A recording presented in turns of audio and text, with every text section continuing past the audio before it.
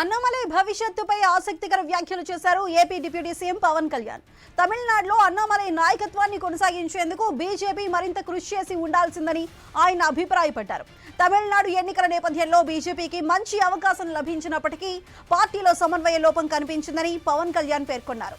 తాను బీజేపీ స్థానంలో ఉంటే అన్నామలైను నాయకత్వ బాధ్యతల్లో కొనసాగించేందుకు సాధ్యమైనంత ప్రయత్నం చేసేవాడినని వ్యాఖ్యానించారు. దక్షిణాది రాష్ట్రాల్లో పార్టీ విస్తరణకు స్థానిక నాయకత్వం ఎంతో కీలకమని పవన్ కళ్యాణ్ అభిప్రాయపడ్డారు. బీజేపీ జాతీయ నాయకత్వంలో ఎక్కువ మంది ఉత్తరాది రాష్ట్రాలకు చెందిన వారేనని, దక్షిణాది ప్రజల ఆకాంక్షలను అర్థం చేసుకునే నాయకులు అవసరమని చెప్పారు. ఆ లోటును భర్తీ చేయడంలో అన్నామలై కీలక పాత్ర పోషించారని కొనియాడారు.